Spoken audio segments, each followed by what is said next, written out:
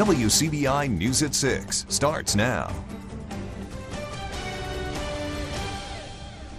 Good evening, everyone. One officer is dead. Another is in critical condition tonight after a bank robbery in Tupelo this afternoon. It happened about 3 o'clock at the Bancorp South branch on South Gloucester. The gunmen are still on the run tonight. A press conference, we are awaiting a press conference at Tupelo City Hall, but just to recap what has happened this afternoon, we are getting now into our newsroom video surveillance from inside the bank. Is this right, Joey? Yes, this is the gunman. This was sent to us by the Lee County Sheriff's Department. This is the man they are searching for at this hour. Now, we've heard multiple vehicle descriptions that were possibly involved with this. The Mississippi Highway Patrol is searching for a dark gray Dodge Stratus. Now, this all happened about 3 o'clock at the South Gloucester branch of Bancorp South there in Tupelo. Now, a white Yukon has also been talked about. And right now, we're going to toss it to Tupelo, where Mayor Jason Shelton is beginning that press conference.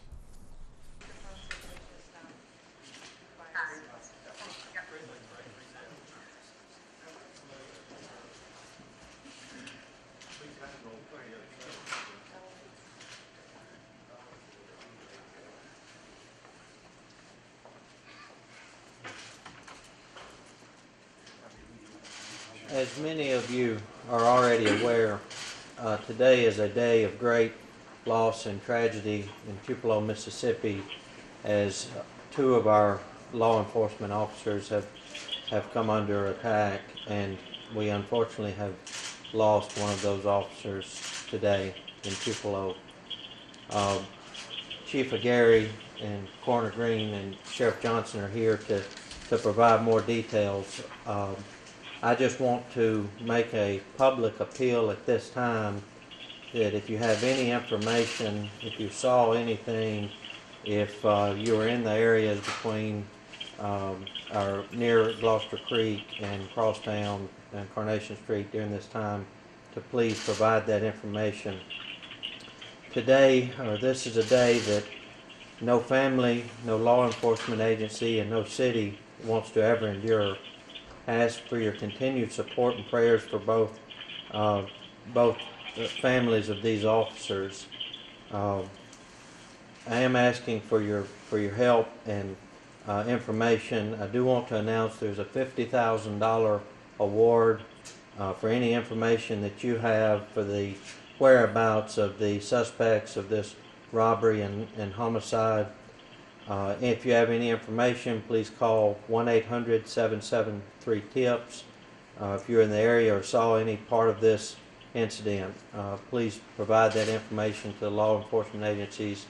And again, please keep these officers, these families in the great city of Tupelo in your continued thoughts and prayers as we go through this great tragedy.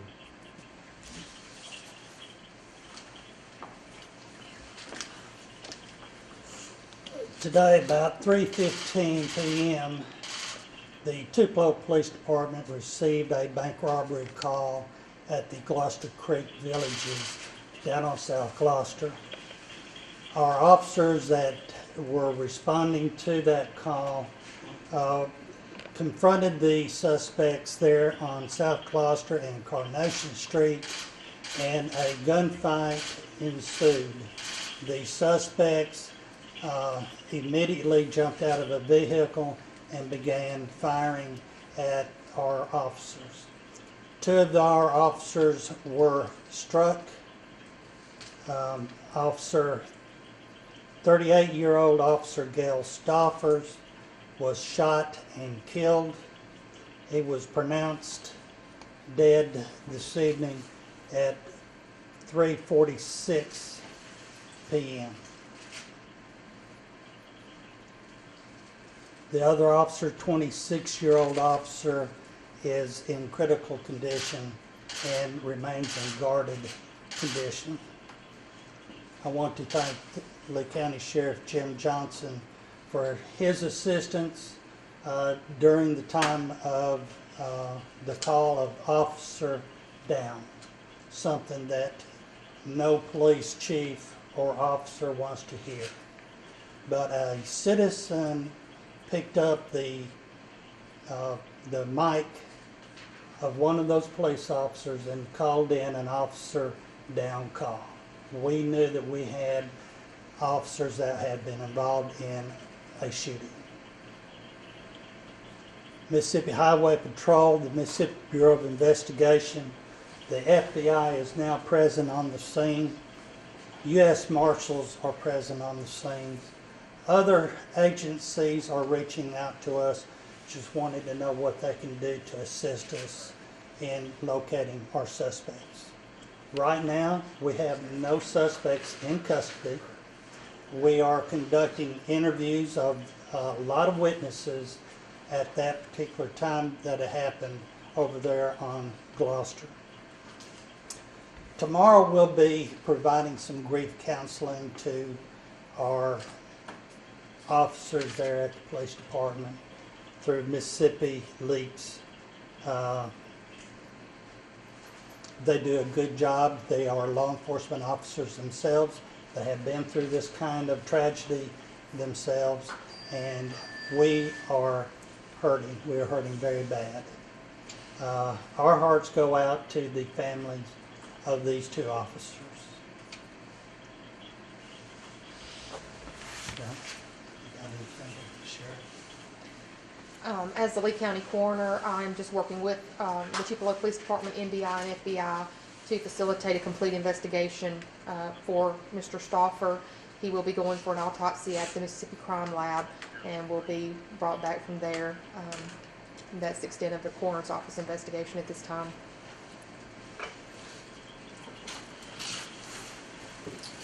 Speaking on behalf of the Sheriff's Department, I can assure the citizens of Tupelo and Lee County that we will exhaust all means to bring these people to justice. We are here solely as a supportive group to assist the police department in whatever way that we can and the citizens of Tupelo. We hope that we have got some information out to y'all that we'll receive a call. There should be some pictures available of the actual robbery as it took place. So I just urge and encourage that if you have any information that can lead to the arrest of these individuals that's responsible, please contact us. You can use our website if you want to remain anonymous, or again, you can call Crime Stoppers, but we'd appreciate any help. Would you give them the Crime Stoppers number and It's 1-800-773-TIPS, I believe is it. And the website is www.lecosheriff.com. That's www.lecosheriff.com, and it will tab you into an anonymous tip line that you can call if you want to remain anonymous. Or feel free to contact our office, and we'll do what we can to keep you anonymous and giving that information. Can we get a spelling on Gail Stauffer's, please? Spelling, Spelling. Stauffer. No S on No, the, it's Gale. right. Do we know it? Chief, you said there was a gunfight, so did the Tupelo officers exchange gunfire with these suspects?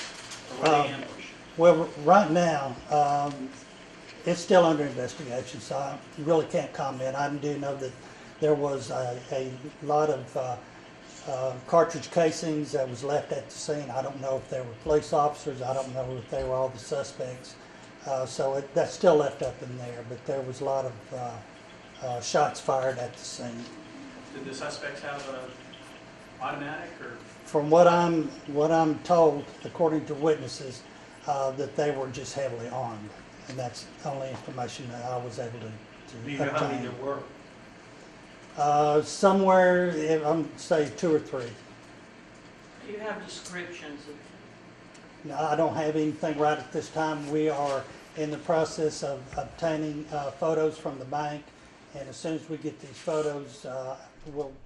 All right, you've been listening in on a press conference at Tupelo City Hall regarding the bank robbery and shooting of 2 Tupelo police officers this afternoon. We'll recap some of that information for you in just a moment, but we have on the phone with us standing by Joe Evans, who was a witness to the shooting this afternoon there in Tupelo. Joe, are you still with us? I am. Tell us, Joe, what you saw this afternoon. Well, my wife and my sister-in-law and I were on Gloucester going north, and traffic was backed up there at the crosstown crossing at Main Street, as it usually is. And, you know, we had been inching forward, and 3 Tupelo police cars came southbound from the intersection and sort of split off. One pulled maybe 8 or 10 cars in front of us, and I lost sight of him. And then the other two came behind us and pulled over, and both of those officers got out of their cars and moved around their cars, and then I lost sight of them. And then they came back around, and I heard shots being fired. And at that point, my wife and my sister-in-law put their heads down, and I started looking for a way out. So I pulled into the oncoming lane and pulled off down a side street. And as I pulled off, I was able to see the two officers on the ground. I did not see the assailants at all, but yeah, it was a pretty tense situation. I'm sure, Joe, that of course you and your family doing everything you could do to protect yourselves. Did you see any of the vehicles that were involved in this shooting? It was a dark-colored sedan. She looked back just as we were leaving, and she saw the door closing and it starting to move as they got away. And so she said that's who she thought the shooter might be. But I was looking forward because we were ahead of it, and so we were just trying to get out of there. But yeah. Joe, another quick question for you here. You know, Chief Aguirre just said that a citizen is the person who made the radio call that an officer was down. Were you able to see any people respond to immediately help the officers who were injured and shot there? I did not, but the situation sort of broken down by the time we were getting out of there. There were car accidents happening all over. People were running into each other. People were just trying to get out of there.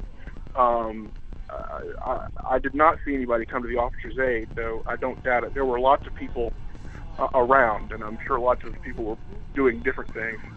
Well, I mean, as far as right away, though. All right, that's Joe Evans, a witness to this afternoon's shooting in Tupelo. Joe, thanks so much for your time this afternoon. We appreciate it.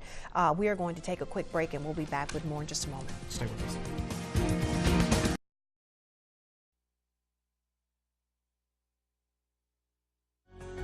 Your first alert weather forecast with Chief Meteorologist Keith Gibson. All right, let's take you on a little tour up here into the Great Lakes state of Lower Michigan here, or Michigan, actually Lower Michigan here. And you can see there was a recent ice storm over the last couple of days near my parents' house up there in Michigan. It's still snowing up there. If you want to see a white Christmas, venture on up to the north. Now, very close to us today, there's been an area of low pressure here in the upper levels of the atmosphere, a little disturbance. Just a few snow showers across northern Arkansas, Missouri. That's falling apart, but we're approaching Christmas Day, and the odds of a white Christmas never very high around here. Statistically speaking, in Columbus, 1.8% chance of having 1 inch of snow on the ground on Christmas Day. No snow for us this Christmas. It's going to be nice and sunny, and that will start with our Christmas Eve, which is tomorrow. Today, a lot of cloud cover across the region. You can see that with our Alpha Insurance time lapse from West Point. Those clouds on the way out right now. It's 35 in Tupelo, 32 in Oxford, 36 in Vernon and Columbus, also in Starkville as well. So a bit of a chilly Monday evening. Temperatures will be holding steady in the 30s for the next few hours. We will dip back into the mid-20s tonight, crank up the heat. It is going to be cold out there. Remember, just a few nights ago, we were only in the 60s. Now we're in the 20s, so winter has returned. Low 40s in many spots across the southern part of our viewing area on Tuesday, but 30s likely in the north. That would include Tupelo and points north of Highway 78. So travel across the region on Tuesday. Look at this. Wall-to-wall sunshine, just cooler in the north. Around 30 in Nashville, low 50s right along the Gulf Coast. Now, for Christmas Day, we start to moderate the region. We stay with those mostly sunny skies, mid to upper 40s for us, mid 50s down there along the coast, and some low to mid 40s just off to the north up there in Nashville. So as we just showed you there, clear and crisp weather for Christmas. Tons of sunshine, though, for the next few days, probably through the rest of this year, and warmer by the upcoming weekend. High pressure and complete control of our weather for the near term, so no major weather systems coming our way, no fronts to speak of that will give us anything major as far as inclement weather, but we will be lifting out the cold air and replacing that with something a little bit closer to average, if not above average, by later this week. Here's your 7-day forecast. Again, low 40s tomorrow, 47 on Christmas Day, low 50s on Thursday, 54 on Friday, pushing 60 for Saturday and Sunday. And I must say, the the weather's looking pretty quiet for the bowl games in Memphis and in Nashville next week for the college games, just a bit on the cool side. All right, yeah, pretty good looking forecast there. Much improved. All right, coming up next in sports, what does the Mississippi State Bowl opponent have to say about the Bulldogs? Yeah, we'll hear more from the Dogs coming up in just a moment. And we will also, as we go to break, we'll show you video of the suspect being assaulted in that Tupelo robbery and shooting today and the number of Crime Stoppers. We'll be back in a moment.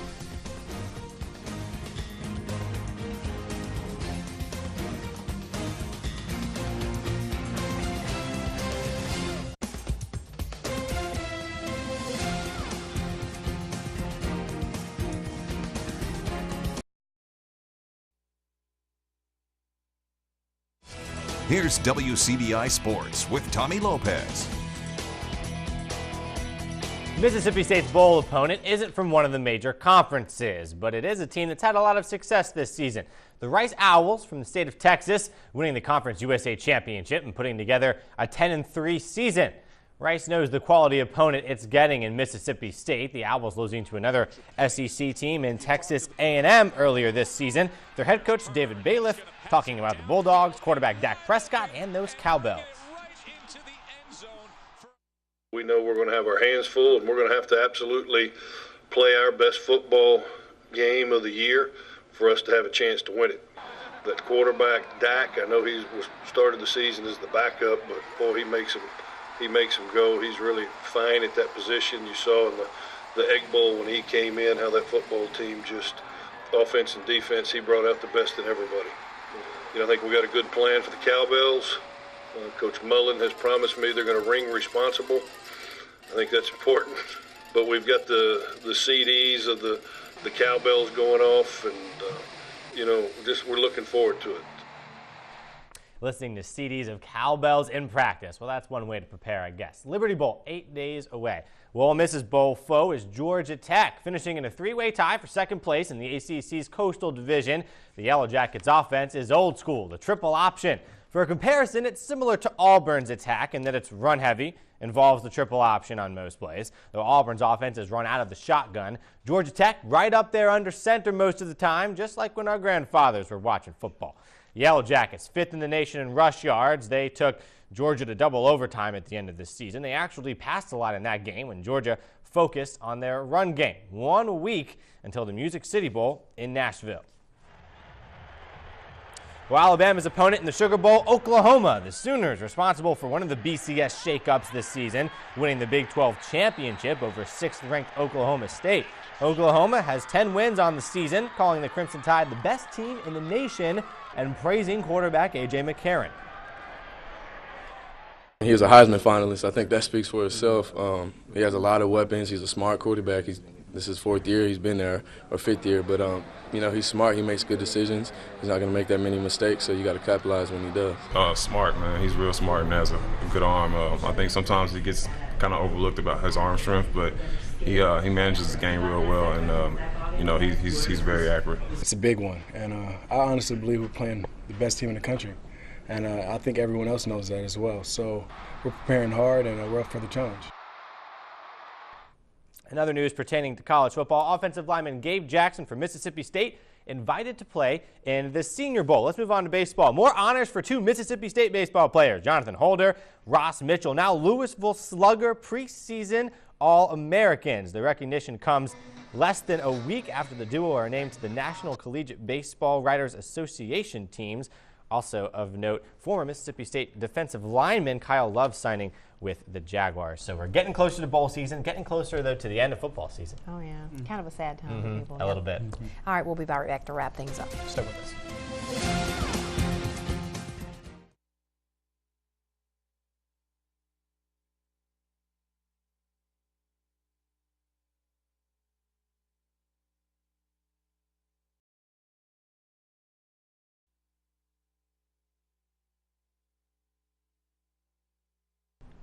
Welcome back, everyone. We just want to give you a quick recap now of this deadly shooting and bank robbery this afternoon in Tupelo. Now, what we are being told, this is surveillance video from the Bancorp South at Gloucester Creek Village. This was about 3:15 this afternoon. This is the gunman that officers are looking for at this time. Now, the Mississippi Highway Patrol says he is a black male, approximately 6'3", last seen wearing a Carhartt hoodie, blue jeans, and a ski mask. Now, we're also told that there were multiple suspects because they are also looking for a dark gray Dodge Stratus. We've also been told a white Yukon. So there is a little confusion as to what type of vehicle they are looking for at this point, but they are looking for multiple suspects.